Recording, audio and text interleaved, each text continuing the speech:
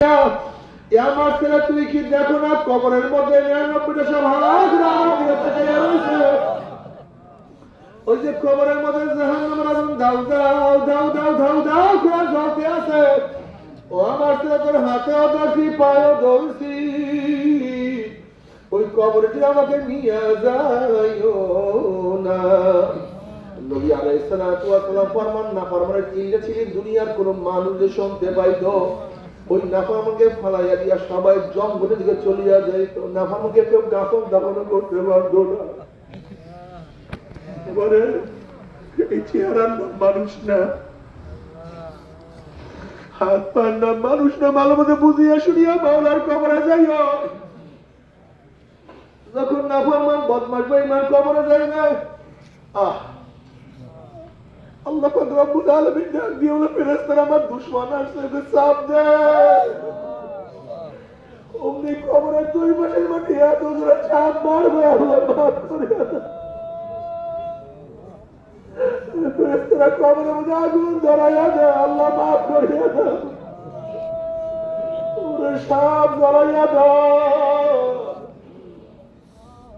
আল্লাহ তুই আমাদের সবাইকে মাফ করিয়া দাও, ক্ষমা করিয়া দাও। বাবা রে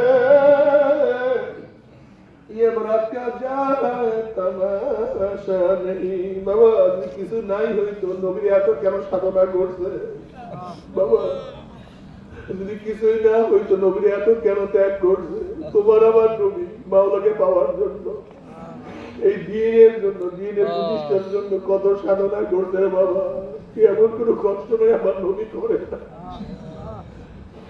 এমন কোনো কষ্ট নেই আমার নবী করে না।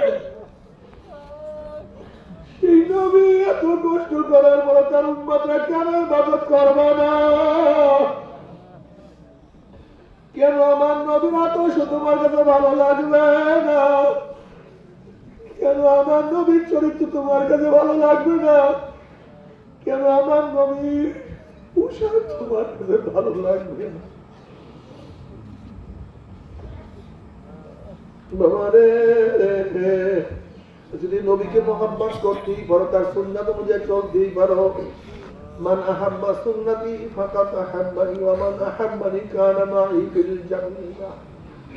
নবী আলাইহিস সালাতু ওয়াস সালাম আমার সুন্নাতকে মোহাব্বত করে আমাকেই মোহাব্বত করলো, আর যারা আমাকে মোহাব্বত করবে আমার সাথী হয়ে তারা জান্নাতে চলে আসবে। আল্লাহ কবুল করিয়া দাও।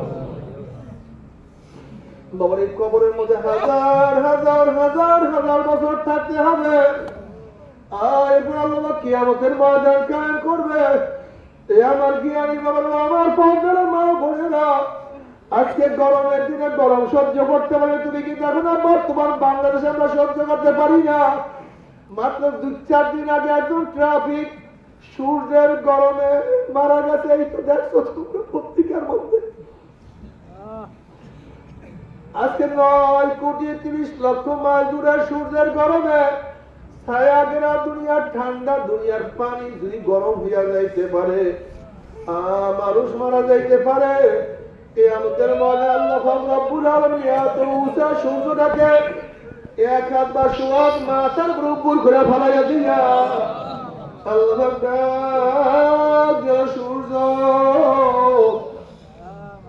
ওরে সূর্য তোর মধ্যে যত গরম আছে সমস্ত গরম ছাড়িয়ে দেন, নাফরমানা বুঝুক আমি মাওলা কেমন। মাওলার হুকুম বইয়া সূর্য এমন ভাবে গরম দেওয়া শুরু করবে, সূর্যের গরমে মাথা চালটা টাস ফাটিয়ে যাবে, মগজ ভাতের মতো উত্তাইতে থাকবে, নাক এবং মুখ দিয়ে মগজ গলিয়া গলিয়া পড়তে দেবে। আল্লাহ মাফ করিয়া দেয়।